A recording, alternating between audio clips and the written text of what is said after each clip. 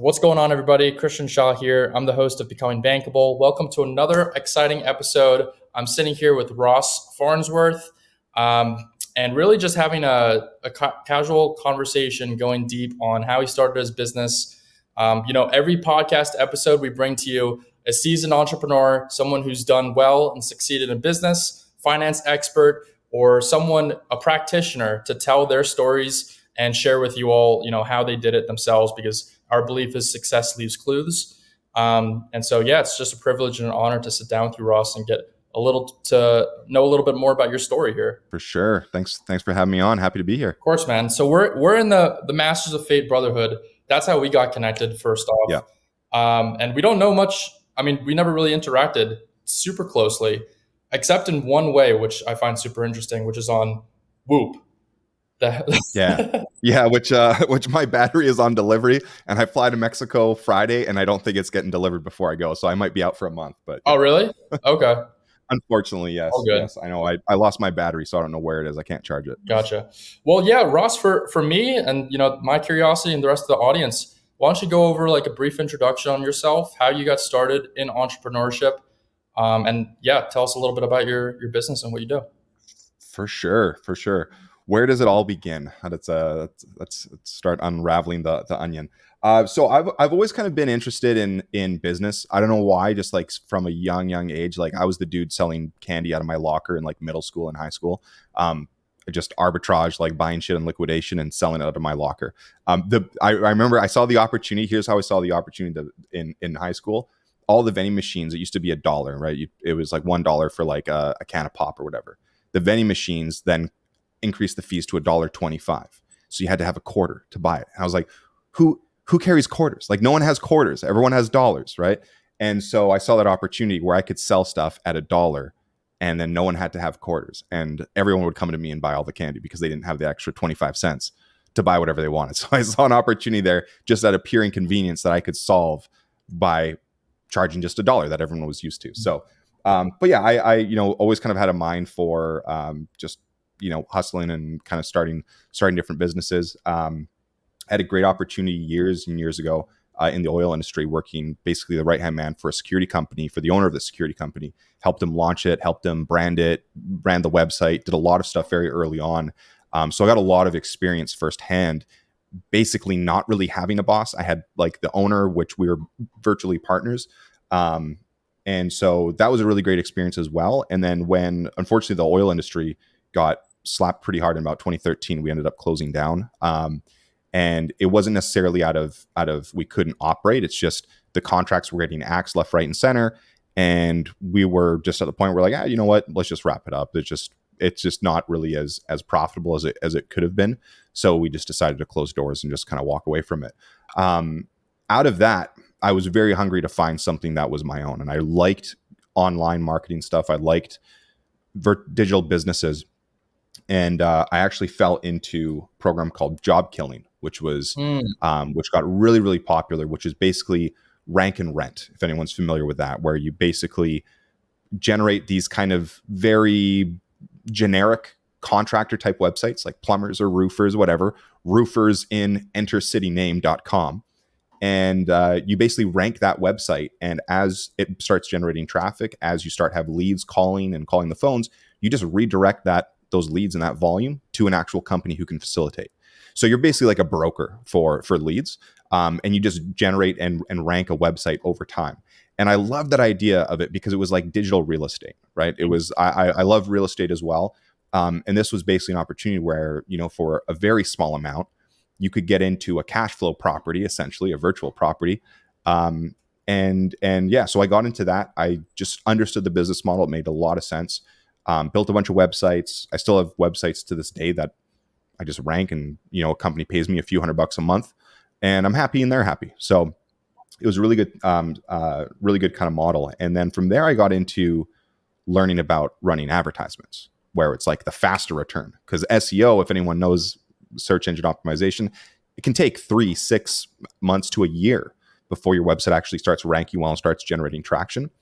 And so running advertisements was a complete flip, where it's like, hey, you can just spend money now and generate a lead. And so it was very attractive just for the instant return on your investment. This time it's just cash versus time with SEO.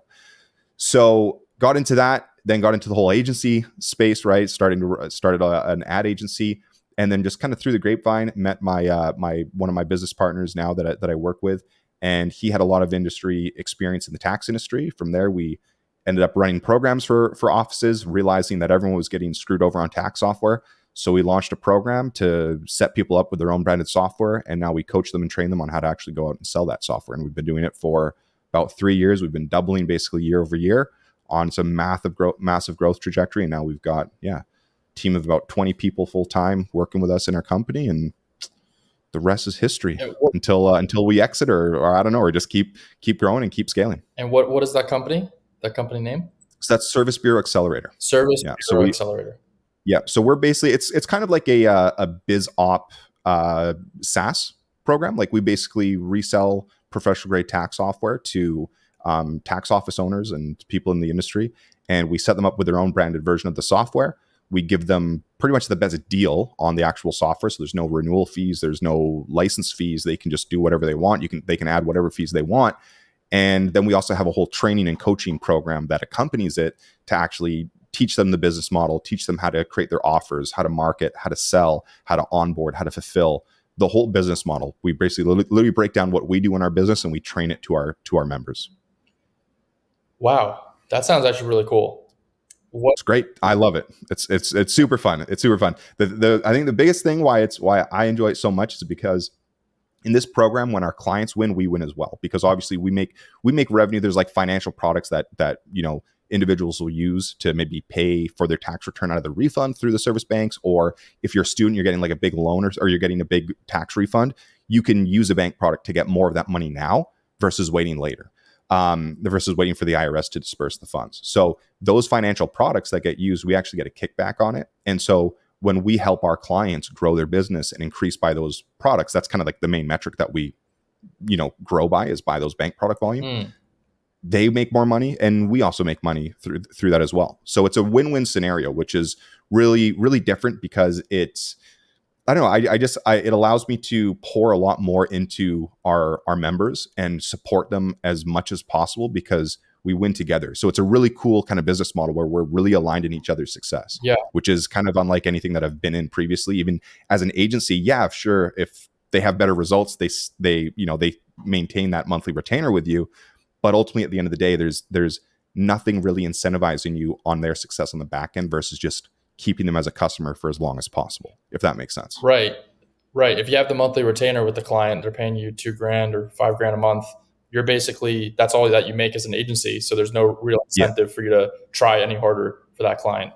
In a sense, yeah. I mean, obviously, we always do. We always want clients to stay longer, right, and increase that retention as much as possible. Have ancillary products, SaaS, other kind of products or services that you can offer to increase the LTV. But when you end up in a business where someone enrolls for a one-time payment of a couple $1,000, but then on the back end, as you help them grow, they're now worth $10,000 one year, $20,000 the next year. We've got some clients that are worth like hundreds of thousands of dollars to us every year, just on the volume on the back end because they've gone out and built a successful business out of our program and training. So it's pretty unique. Wow, a lot of directions that I'm a lot of threads to pull on there. Yeah. Why tax? So, like, how did you get into? How did you make the transition? Dude, I've never done a tax return in my life personally. So it's just my business partner. That was his experience. That was like his industry that he came from. He exited his offices. He got into the marketing space. We worked with, I've worked with like real estate agents, real estate brokers, contractors, financial advisors, like doctors, the whole spectrum, right? We've worked kind of with everyone. And when we ended up getting into the tax industry, because the taxes is a very seasonal industry, and that was kind of the struggle that we had with it is, it's really hard to grow and build a sustainable business and team specifically when your product and your revenue is very seasonal, right? We had about a 3 to 4 month selling window between, September through the end of December. And then the tax season, especially in our industry, was mainly the first 2, maybe 3 months of the year. And they don't need ads anymore, right? They don't need services anymore. So we would sell packages where we would sell for about 3 to 4 months, I think that the last year that we really pushed that program, we did about just over, I think it was 680,000 in revenue in about 3.5, 4 months. So it was great for that season, but how do you keep a team on when the other half of your year you don't have any customers? You're not marketing, you're not selling, you're not onboarding. There's not much to do. So we were always trying to look for something in the off season, but of course it takes a few months to actually build up a business. And then the last time we did it was with financial advisors. We built a program. We got up to 45,000 monthly recurring. And then September rolls around, shut it down. Let's go back to taxes. So from there, we just kind of realized this back and forth, and we kind of all collectively like we need to make an adjustment here. And then we kind of really decided to just, hey, let's just build a program around the software, because we were already working with tax clients. So we were referring people to our software to begin with, which was building volume. And as we saw those numbers increase and increase year over year, we're like, this really isn't taking much work for us to facilitate and to fulfill, but it's now starting to make, a big chunk of our total revenue is coming from this software. Yeah. Why don't we just focus on that? Because it is year round, because we can do this year round. And so we just kind of made that decision and made that shift, and it's been paying dividends. It must have been tough to kind of like focus all in one industry and one niche. Like, did you say like, this is our decision, we're only going to focus down on this vertical and kind of forget the others? Or how did you? Oh yeah, 100%. Yeah, you have to at some point. Like if you want to, for anyone in business, it's like if you are going, it's just like how people have death by subscriptions now. Like you have so many different subscription services. Yeah. It's the same when you're trying to run a business. If you're trying to sell like 30 different products, you can never fine tune and really master one product. And in the result of that is like, you will just never really be able to scale a company to a massive size. Now, obviously, as you grow and scale, you can then add more products and more services onto it to increase the revenue. But I think for most people starting out in a business or in a service is that just focus on one thing. Like I've never met a massive franchise, like roofing franchise, that is also drywallers and plumbers and, foundation specialists. Like it doesn't exist, but you have massive companies who specialize in roofing, right? You have massive companies who specialize just in plumbing. Yeah. And so it kind of goes across in virtually any kind of business that people are in. Just like even if you go into the medical space, right? Specialists are the ones who make most of the money, right? If you specialize, which is just focusing on one niche, or one product or service, that's where you can really become an expert at it, because you have that deeper level of knowledge in that one specific industry that that none of your competition has, because they're all over the place in different markets. So I think that's a really important thing, is just really honing in and getting absolute clarity and expertise in one field. And it just allows, it will really kind of shift the business, whether you're an agency, even if you're just, any sort of like brick and mortar business. If it's like, you could try to have those shops that are like those gift shops where it's just like 1,000 different products, but it's a volume play if you're going for that, but those are hard to scale. So if you can get specialized in one product and one service, you can demand higher prices, you can get a better end product for your customers as well, and market specifically to your ideal customer and really scale. Yeah. It reminds me of the expression, jack of all trades, master of none. Yeah. When you're talking about the roofers trying to be the plumbers and trying to do drywall and everything all at the same time.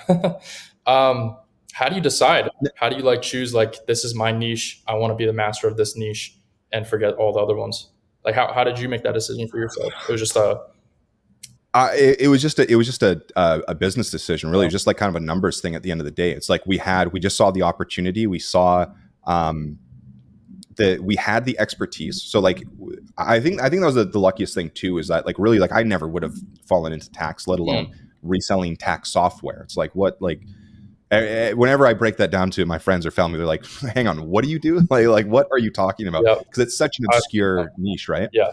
And it just happened to be because my business partner, with his experience, he had this deep knowledge of it. And so we're like, well, why don't we just do that? And I never really understood really picking a niche before I started working with him when we started to do marketing for tax offices.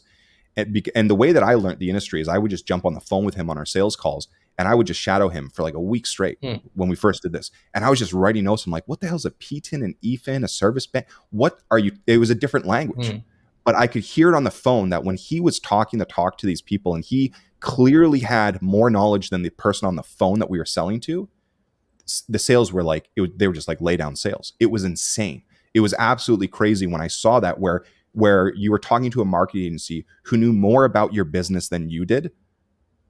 They would just shut up and listen. They're like, all right, pay me, like give me, take my money. Yeah. I'm in. I need to learn from you guys. And so that was pretty crazy to experience. And that's, I think, the first time when the light bulb went off. I'm like, oh, no wonder I never really got any traction, because I would think I knew the real estate industry because I talked to real estate agents, but I never actually knew the business. I never really fully understood inside out their business. And so I think it really helps when if you are kind of focusing all in on an industry, to pick something that you're actually genuinely interested. I think that can also help a lot. We were on the process of starting to do like some marketing campaigns and try to focus on like HRT or like TRT clinics and like bioidentical hormone replacement therapy, all that kind of stuff, like biohacking, because I thought that was extremely interesting. I was like, that would be really cool to get into. But not only does it interest you, is there also a market for it? Is there actually demand? Are there actually businesses that have high ticket products and services that generate a good amount of money? That kind of really, for us, was a thing that allowed us to hone in a little bit more, because we could easily look at numbers and easily deliver a great service to our niche in the tax space that no one was doing. There was no one doing what we were doing in that space at the time. And so it was just kind of like this perfect storm of a ridiculous deep knowledge within the industry, pretty much like no competition in the industry as well, and a demand and a niche that had the product and services that could work with our type of kind of marketing that we did. So we just jumped into it. And then from there, we just saw the software, and it was pretty much the exact same thing all over again. There was a massive demand for it. No one was doing it like we could do it. And yeah, the numbers just made sense. Yeah. We had already grown our software. We could negotiate deals where we could get a standardized deal that we could offer to all of our customers. And it was light years better than what they were getting. Some people would be paying an extra $20,000 a year in fees, and would put that back in their pocket just by getting software through us. So it was immediate revenue generator for the majority of our people that would sign up with us. And it just became like, again, like just a brain dead, like no brainer sales.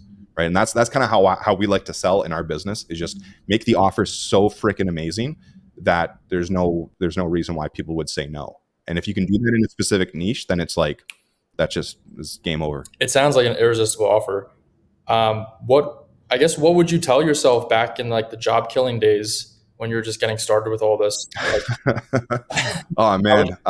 yeah. What advice would you give back to yourself back then? Probably just always be a student, like always be learning.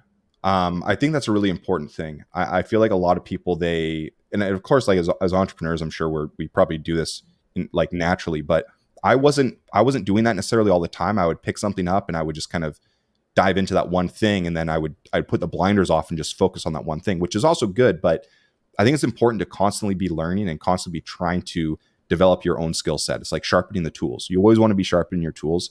And I think that's something that I kind of regret not doing as much as I could have been doing. And now I'm really like, I'm become a voracious reader. I've got my bookshelf there on like the ones that I have read, and the ones that the ones that I need to read, and the ones that I have read. And this is over like just the last 2 months. And I've got a bunch more in storage that I got to bring out. So I'm trying to put myself really back into just always be learning and always be willing to study more. But in all honesty, the journey that I'm on now it's kind of crazy, all the stuff that we've gone through, all the different businesses and things that we've tested, things that we've tried, and things that we've failed at. There's nothing wrong with failing as well. That would be another thing. It's like, go fail as fast as possible and learn as fast as possible. And then lastly, honestly, it's funny because I still, just with my personality, I probably would have told myself, it's like, dude, don't even bother about ads. Just keep doing SEO. Just do one thing. And because I think that is another huge thing, is that a lot of people seem to like to, or tend to jump on what is the next hottest, coolest thing. Oh yeah. Right. What's the next business model? What's all this AI shit? It's like, it's so easy to get distracted and jump into the new sexy, unique thing or whatever. But it's unique and sexy because a marketer is selling you that it's unique and sexy, versus just doubling down on what you currently are doing. because I know guaranteed, like, had I have just stayed on that SEO path, I probably would have achieved success quite a bit faster, I think, honestly. I don't know if it'd be at the levels that kind of we're at now, but I know the lifestyle business that I had my mindset on that I did want to grow. I knew that that was kind of the path for me. But then Facebook ads was a sexy thing, and I just completely deviated away from that, which was, again, it was great, like a learning experience. But I think if I could go back, I probably just would have stayed on that one thing and just scaled that one model, because I absolutely loved it. I still make money this day with no effort. And that was kind of the goal. It was just building that kind of a lifestyle business where you're making a decent amount of revenue with, the 4-hour work week, basically. So that was kind of attractive on it. So that's my 2 cents that I would have given to my past self. I love that. What advice would you give to the listeners who are just starting out, wanting to start a business? Would you recommend, like, people who are looking to get, like, they need capital, they need to raise this money, they need to, like, go out and find investors? What would you say to, like, your best friend or someone who wanted to start a business today? And so for some context, we kind of discussed this real quick before the start of the podcast. My business and my business partners, we're completely bootstrapped. It's our own cash. It's all of our own, our own money. We've never had to take, any capital or fundraising or anything like that. I think one of the most important skills in business, and this doesn't matter if you do choose to go, if you need capital, if you need access to capital, like, I think it's a great tool that you can leverage. Technically I use my credit card, right? Which is kind of capital in a sense, right? So, we're all there at some point, but, I think one of the most valuable skill sets, and this is why I actually do recommend the agency model to a lot of people, not just like the rank and rent, like I was talking about before, but the actual agency model, is because you really have to get good at marketing and sales, at acquiring customers. And I think fundamentally, for any entrepreneur or anyone who's wanting to get into business, if you can harness kind of that one skill set in whatever product or niche or market that you're in, if you can master the ability to acquire customers, you're good. Everything else can come later. You can figure out the process, you can figure out operations, you can scale your team. But if you do not have marketing and sales down, where it doesn't matter, everything can shut down tomorrow and you can rebuild because you have the skill set to acquire customers and generate revenue, I think that is probably one of the most important things in business, especially when you're starting out. Yes, now, like, that's not really my focus. Like, I don't have to worry about acquiring customers because we've got that down. Now it's like, okay, how do we scale? How do we bring in more systems and operations and really scale this onto a, multiple 8-figure level? That's what we're trying to aim for now. So it's like there's different levels, but I think when you're first starting out and when you're first, getting the feet off the ground, the ability to market and sell is probably the most valuable skill sets you can have. Even just sales in general, the ability to actually have a conversation with someone and understand how to sell properly. I'm not talking about like manipulation, but just simply listening to someone and providing the product and service that fits their needs. I think that one skill set on its own is probably the most valuable skill set that I currently possess, and I think it's probably the most valuable skill set that a lot of entrepreneurs do possess as well. It's amazing. It's awesome stuff. Do you have any book recommendations? I got a lot of book recommendations. Where to start on that? Any specific topics? It's hard, or just man. like I mean, you seem like you're a master at skill stacking. Like, it seems like you honed in on, I want to learn marketing first, I want to learn sales, and like you took all these opportunities and you were like, how can I learn like the most skill? And you're doing it with reading as well. So I think it's super important to like, and right now you're trying to like level up even more. So if anything that I'm taking away, I'm definitely taking that away from listening to you right now. I would say books on marketing, sales, personal development, mindset, anything that stands out to you. That's like, this is a read. Well, first of all, I think you're giving me too much credit. I learned stuff out of necessity. I didn't, when I first started like learning sales, it's because I realized that it's like, I'm not making any money. And I literally quit like a 6-figure job in the oil industry because I'm like, I can't work for people. I need to go do my own thing. and then I was making like maybe 20,000 a year, like just struggling, just broke as hell for a couple years. And most people would have quit, but I realized out of necessity, maybe I should just pick up the phone because all real estate agents have their phone numbers publicly listed. Maybe I should just pick up the phone and cold call people. And so I just did that honestly out of necessity to generate revenue. And then it's kind of now that I can think back and be like, you know what, these are some extremely valuable skill sets that I never really had any mentorship or guidance to kind of direct me towards. So that's just kind of how I'm trying to share that. But when it comes to sales, I've read quite a few books, which are great, but honestly, one of my favorite courses, and believe it or not, I just absolutely love this course, was Jordan Belfort's Straight Line Persuasion, the Wolf of Wall Street. Yeah. Like, love him or hate him, you can be like, oh, the guy's, he's a scumbag, he's on XYZ. Yeah, but he fucking knows his shit. Like, he is just phenomenal with sales. I recommend anyone, if you guys have any kind of resistance towards him, go look at the interview that he had with Grant Cardone, where he's trying to do a little bit of role playing with Grant Cardone on objection handling and stuff.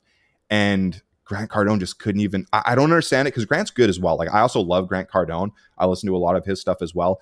He's more of like a motivational, like, marketer person. He does have a lot of good sales stuff as well in scripts, but he's definitely a lot more kind of like motivational at this point, and like marketing, like raw 10x your shit. But go watch that interview that they had, and that little podcast episode. And I felt bad for Cardone after that, because he just couldn't respond. And I was like, what? Like, dude, you know this stuff, but I don't know if it was like Jordan's like magic, or Cardone just didn't want to engage with him in sales stuff, because it was like, the Wolf versus Cardone, when they're kind of big names in the space. But highly recommend Cardone, or both Cardone and Jordan Belfort for sales. I think what Belfort brings to the table big time is a lot of the scripting and tonality. I'd never really learned so much about that until actually diving into his training. So he's very tactical with a lot of his training, which I kind of needed to just really give me like the playbook. I'm like, okay, got it. Now I can just go and write a script for virtually anything. So absolutely love that, especially if you're starting out. As far as marketing, Dan Kennedy is great. I love all of his books, the no BS guides. Like, Dan Kennedy's solid on that. They're just fun books to read as well. The way that he writes is really, really enjoyable. For operations in business, the E-Myth, that's a classic by Michael E. Gerber. Michael Gerber? Yeah, Robert or Michael Gerber, I think. Really, really great book as well. I've gone through that quite a few times. And then another really favorite book of mine that I actually got introduced to about 3 years ago now, maybe, by Nick. Actually, I was in his mastermind. We did a little challenge, and he brought this book in for us to read, and it's called The Time Cleanse. And I think that is a great book on time management, but also getting your priorities in life sorted out. There's a very fun exercise. If anyone's listening, if you get that book, get the paperback, because it's an actual workbook. Like, there are exercises in there that you actually want to work through. There are downloads as well. If you get it on like Audible or on a Kindle, you can go on the website and get the downloads for all the worksheets. But it is a working book, and it really helps you get your life in priority and in order, as far as what is the most important to you, and then how do you make time for those things that are the most important to you as well.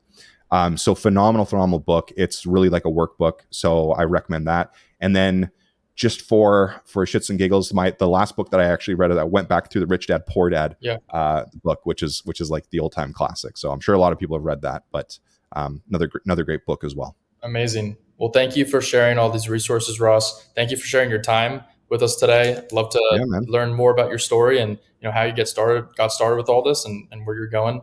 And where can people connect with you or collaborate if they're interested in that? Yeah, that's a great question. So much so that I don't even know the answer to that. So I'm the